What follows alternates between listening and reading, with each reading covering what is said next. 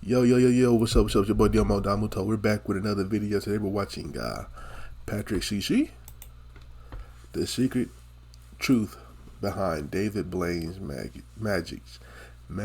I can't talk right now. Oh my gosh, that was crazy. Anyway, let's get into it.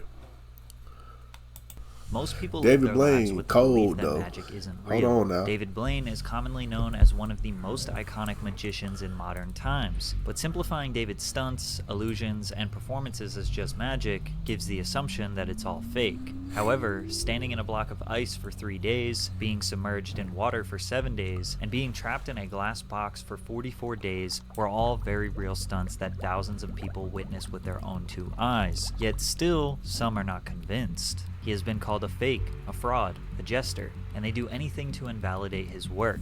Despite the annoying critics and borderline physical torture, David Blaine continued to up the ante throughout his career. But why? Well, because he feels most alive when he is just about to die. And this is how he continuously chased that feeling.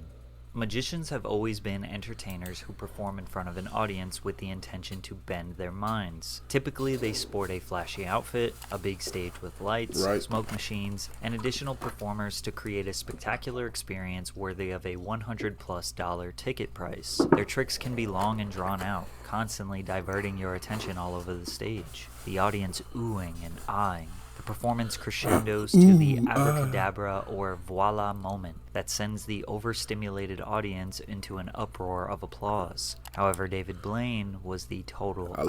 I love watching the show. David wore a plain shirt and sweats. He was emotionless in the face and gave small, focused crowds of people magic on the street for free. He primarily did card tricks and some quarter tricks where he encouraged people to pay attention as closely as possible. The tricks were nothing spectacular, but what made it interesting were the reactions of the people.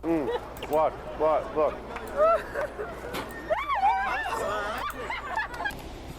Regular ass tricks too. Go ahead, turn your hand over.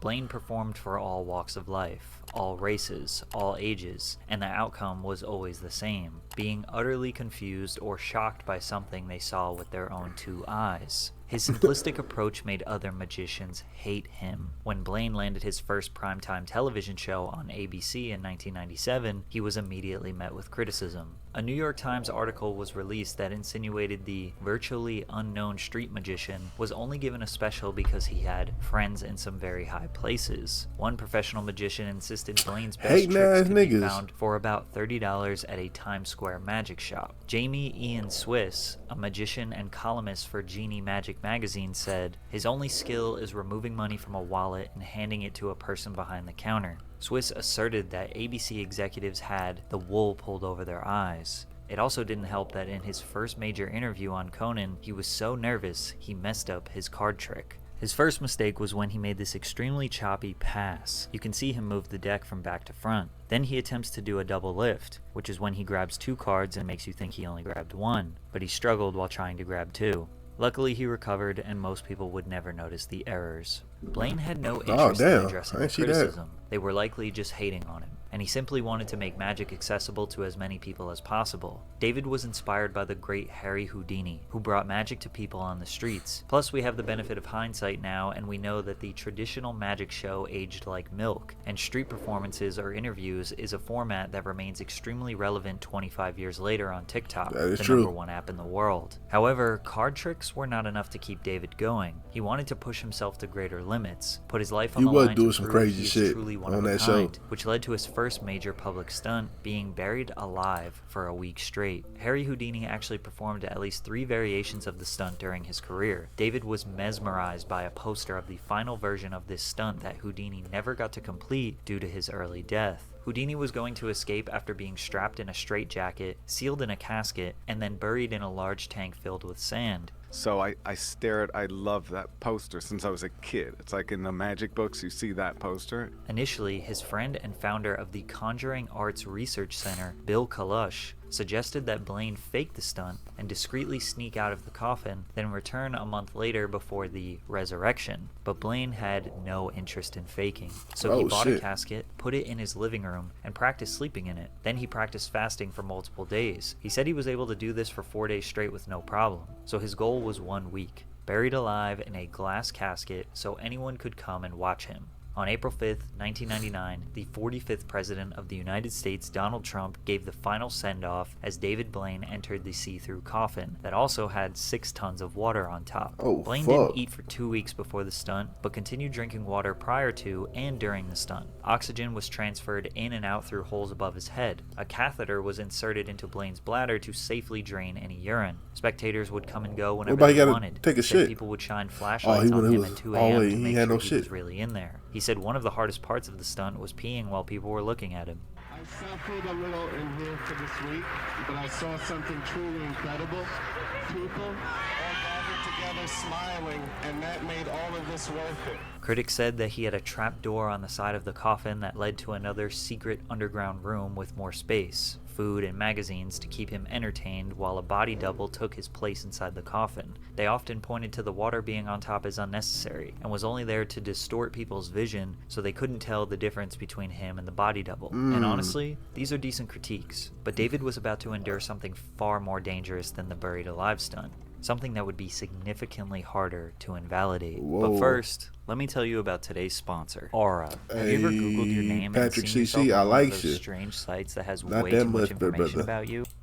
Frozen in a block of ice in the middle of Times Square for 72 hours. After training for a frozen in a block of ice in the middle of Times Square for 72 hours. After training for a year with ice-cold water, Blaine believed he was ready to endure a stunt he called Frozen in Time. Lightly dressed in a long-sleeve t-shirt, some pants, and a beanie, Blaine began shivering as blocks of ice were placed around him. A tube supplied him with air and water, while his urine was removed with another tube. The ice was transparent and resting on an elevated platform to show that he was actually inside the ice the entire time. During the stunt, Blaine couldn't sleep because touching the ice with any part of his body for a long period of time would have caused frostbite. Around hour 55, his eyes went out, and he started hallucinating, saying that he was talking to imaginary people, and they were talking back, and spiders were crawling all over him. But he knew he was in serious trouble when he thought a few hours had passed, when in reality, only 1 minute had passed. And I was convinced that I was dead and she could no longer see me. As the crowd shouts, "Let him out," the assistants decide to set him free, despite David's demands to not let him out before the 72-hour goal under any circumstance. Blaine was ultimately confined in the box of ice for 63 hours, 42 minutes, and 15 seconds before being removed with chainsaws. He nearly died in that ice, but he just as easily could have died from shock after he exited the ice. He was immediately taken to the hospital for treatment. It took 1 month to fully recover. He said he couldn't move his feet for weeks, but this time the critics were silenced. There was no way to fake this. Whether you saw it on TV or in real life, you knew this was as real as it gets. 63 hours? David told himself that he would never attempt a stunt of this difficulty in the future, but his yearning to face death would creep up again just 2 years later. Damn, David Blaine kind of died for real. And fantasized about doing you-know-what from the Brooklyn Bridge, or dangling from a skyscraper. Nothing was too risky for him, and each stunt had an increased amount of danger to keep it interesting. Vertigo, which accompanied an hour-long film, was extremely risky, but also beautifully artistic. In the middle of Manhattan, Blaine stood atop a 2-foot-wide pillar nearly 10 stories tall in New York City for 2 days and 2 nights, with no food, no water, no sleep, and nothing to sit or lean on. This is one of his most underrated performances. 99.99% of us could not even stand for 35 hours straight, let alone being 100 feet in the air constantly battling the wind. There was no safety net or precaution set in place in case he fell. But the beautiful part about this stunt was its impact on the people. Thousands of New Yorkers halted their hectic and strenuous lives just to look up at David. I think one of the most profound things you could do in Midtown Manhattan is stand still, let alone for any length of time. You know, to stand still for for hours upon hours. Boy, day and a because if half, the in wind fact. blew and blowing This is a hard as profound shit, gesture for New York he right now. done. As David put his mind and body on the line, he began hallucinating, which caused the buildings and structures around him to look like animal heads. Then, at the last hour, David jumped off the pillar, not on a cushy airbag, but rather a pile of empty cardboard boxes, and he somehow executed the jump perfectly. David was not just some lunatic adrenaline junkie. He was a performance artist who sacrificed his Where your well-being parents at, for nigga? your entertainment. He even refused to get into personal relationships. I know that if I had kids, I wouldn't want to put them through the feeling that their father's in danger, which is why I am reluctant to get into a relationship and think about that right now. This led Wow. to so many people wondering why. Why is he constantly putting his life on the line? Is it really for the sake of magic? Well, the motivation behind all of David's stunts is actually much darker than we thought, and we learned this while he was preparing for his 2003 stunt,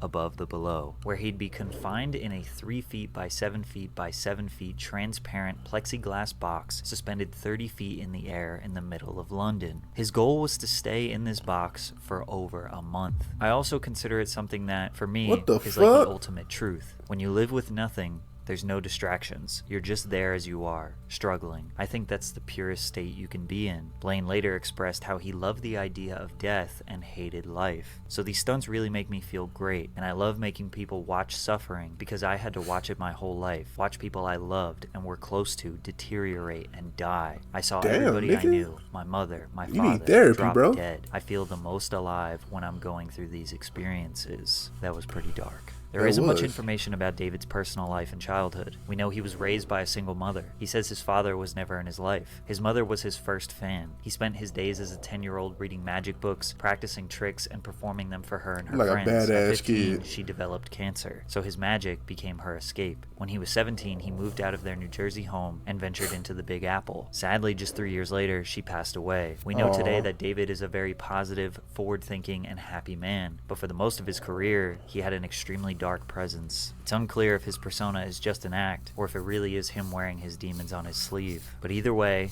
if he didn't survive his next stunt, Blaine wanted to be remembered as the greatest showman of all time. In September of 2003, Blaine sealed himself inside the box. A webcam was also installed inside the box to observe his progress over 44 days. Despite Blaine clearly partaking in this endurance stunt, many became skeptical, with some theorizing that he used holograms or body doubles. People were also suspicious regarding his starvation, claiming his water supply was laced with nutritional glucose and sodium supplements, which he adamantly denied. David wasn't prepared for the hostility that came with being in a foreign country. Damn. Blaine was pelted with eggs and paint-filled balloons. Golf balls were also struck in his direction from Tower Bridge. Tabloids who were skeptical of his performance took the opportunity to stage barbecues beneath Blaine and even flew hamburgers up to his box using a remote-controlled helicopter to taunt him. One man even Damn. attempted to sever the pipe that was supplying him with water. But don't get me wrong, the support definitely outshined the hate, and they kept his spirits high until the stunt eventually ended after 44 days. 44 days is crazy. One of the most important experiences in my life.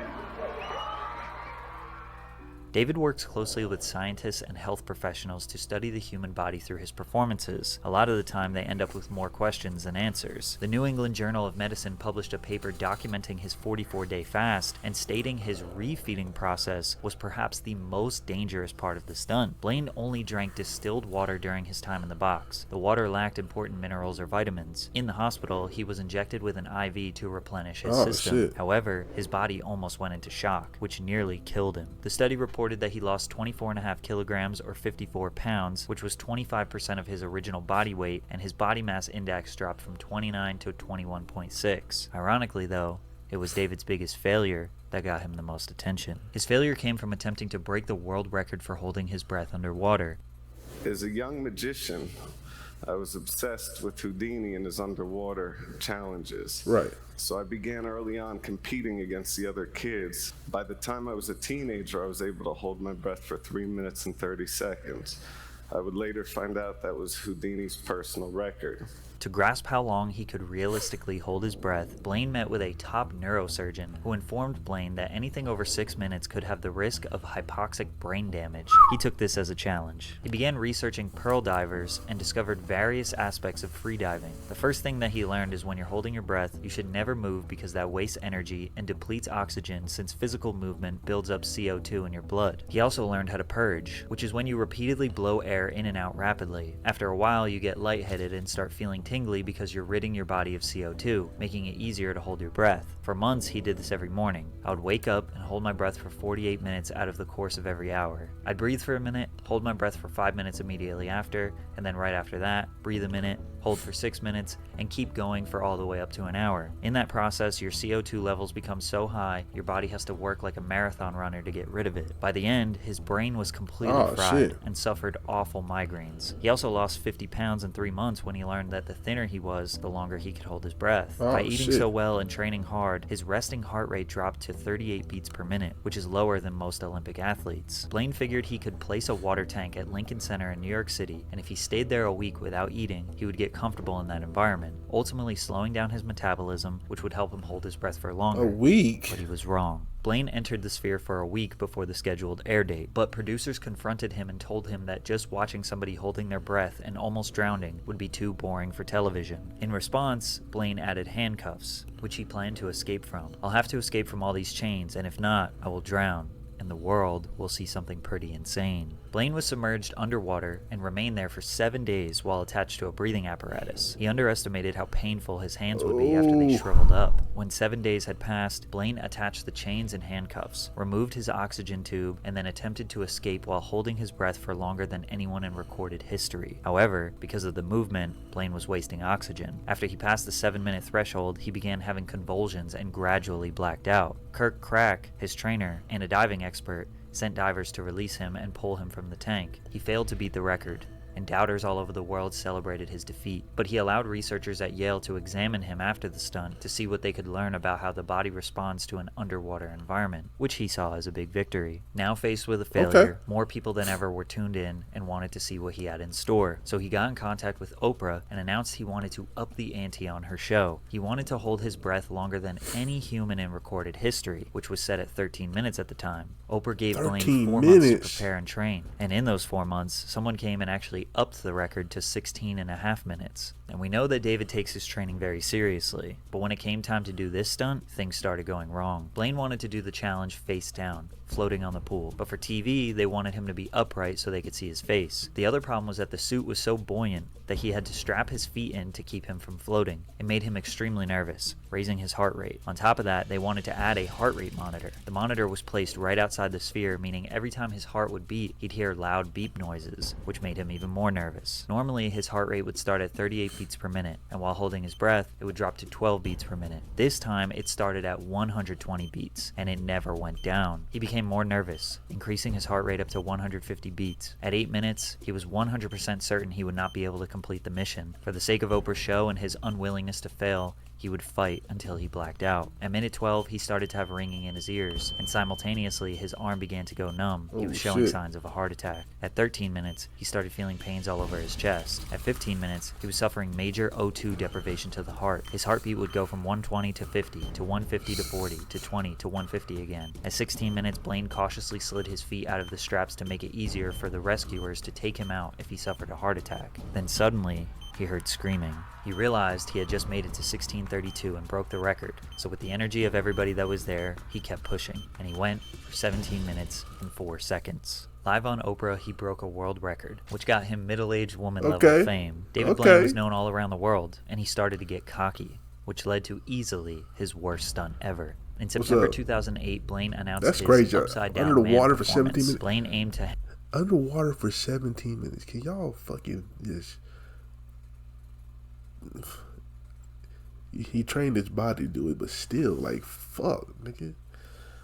That nigga fucking crazy. Y'all niggas crazy. hang upside down from a crane for 60 hours without food or sleep for the entire 2.5 days. Doctors would be present to monitor Blaine throughout the stunt, but warned that increased blood pressure raised the risk of stroke or blindness, while gravity could restrict the blood flow to his lower extremities. Come September 22nd, Blaine began the stunt, wearing a safety harness attached to a crossbar. He dangled by his feet from a large steel scaffold hanging over New York Central Park. However, early into the stunt, bystanders began emailing news sources claiming Blaine wasn't hanging upside down as suggested. About once an hour, he has to come down for a medical check, to stretch, and to relieve himself. He rested by standing on a platform for 10 minutes per hour before being hoisted back up. The frequent breaks he took where he was seen standing upright caused people to say he was cheating. Blaine continued with the stunt despite the negative reception, but it got even worse. On the final day of the stunt, thousands of fans came to witness Blaine's dive of death, which he said would be the coolest thing he's ever done if everything were to go as planned. Blaine planned to end his 60-hour stint hanging upside down with a 44-foot plunge to the ground, but the scheduled finale was interrupted by a 15-minute delay. The anticipation built. Nobody knew what was going to happen,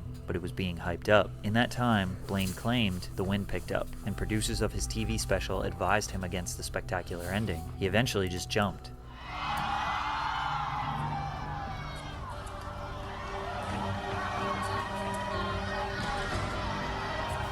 The crowd didn't know if the stunt was actually performed, which led to this extremely anticlimactic situation where he was caught midair, then awkwardly dangled above the ground for a minute before being slowly carried away into the night sky. The New York Daily News ridiculed Blaine with the headline, "Give us a break." They said that there were more boos than cheers as the stunt ended. Blaine accepted responsibility for the outcome. Yeah, that was kind of lame. I knew that it didn't work right when all my friends called me up and said, "Wait, that was very kind of lame." Confused. This prompted a little break for David. He was world famous now and made some decent money from his movies and his book. He became a go-to talent for celebrity birthday parties, corporate events, and charities. He didn't want to rush anything to avoid another catastrophe. Plus, something amazing happened. In 2011, he had his first child, Dessa, with his then girlfriend, Alize. David always said that if he had a wife or child, his performances would slow down, and that's exactly what happened. Okay, maybe just one more, because being electrocuted was something he always wanted to do. Becoming a dad, it changes you.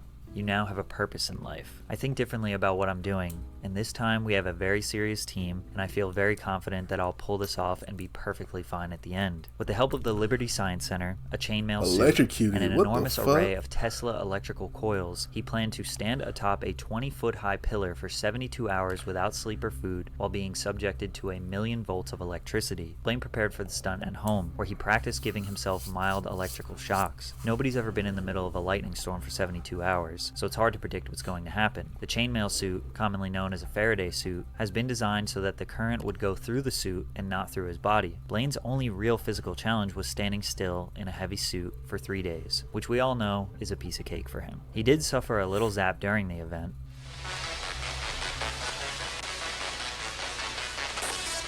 What was that? But he recovered very quickly. Oh, shit. Although the stunt looked incredibly dangerous, it was more of a visual art piece than an insane endurance stunt, especially compared to his previous work. The event was broadcasted live on YouTube entitled Electrified. Viewers located in London, Beijing, Tokyo, and Sydney had the opportunity to take turns controlling which of the 7 coils were turned on and at what intensity. They could also play music by producing different notes from the coils. The event had various entertainers and gave off the vibe of a festival or a big party. Everything went as planned, and Blaine completed the stunt after spending 3 days and 3 nights standing in the middle of 1,000,000 volts of electric currents at New York's Pier 54. Afterwards, he could walk with assistants, speak, and engage with others before being taken to a hospital to be examined. David successfully cheated death on multiple different stunts for 15 years. It was time to go back to his roots. In 2013, Blaine starred in a 90-minute ABC television special titled David Blaine, Real or Magic. He ventured across America from New York to Los Angeles and visited tons of A-list celebrities like Robert De Niro, Jamie Foxx, Ricky Gervais, Katy Perry, that's where all that West, okay. Michael Phelps, I remember seeing George clips W. from this. Bush, among many others. In 2016, he had another special titled Beyond Magic. It followed the same formula as the last and featured another wide range of celebrities. Funny enough, it was these clips that made the rounds on social media that made him extremely famous to Gen Z. They probably don't even know him from his performance art, but rather his sticking a needle through his arm or putting an ice pick through his hand. By That the was way, crazy. both of these tricks aren't really tricks. He just performed it so many times until he built up enough scar tissue so he wouldn't bleed. Same thing with him eating glass. What? There's no trick. He is just eating glass. Oh, and making frogs magically appear out of his mouth? Well, he has to fast for 36 hours so he has no food digesting in his system. Then he drinks multiple gallons of water so the frogs have a safe place to live in his stomach. He swallows them. He can keep them there for as long as 3 hours while he does other things. Then he can force them up his esophagus and freak out his audience as they come out of his mouth. His final Force them stunt in up 2020 they- consisted of him strapping his hand to a cluster of 52 helium-filled balloons using a harness. He ascended nearly 25,000 feet into the sky before Force he released them- the force balloons them and up- free fell for a couple Force them up their esophagus.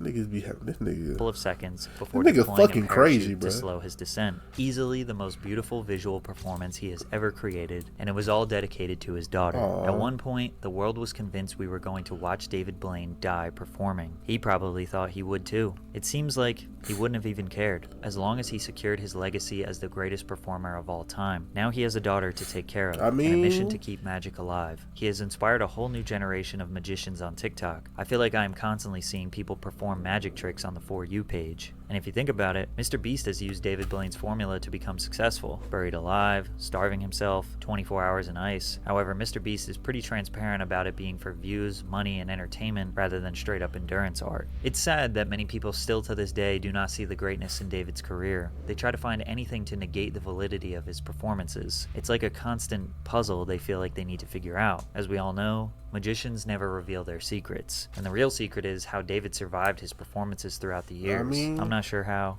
but I'm really glad he did. Nah, David Blaine is fucking crazy.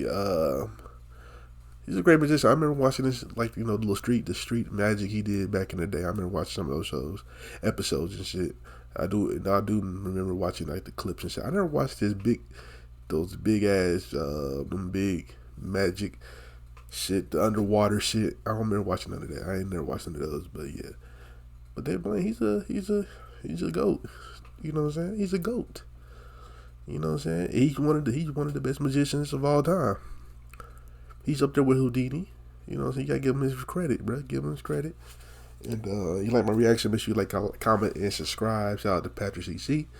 And I'll catch you next time. Peace.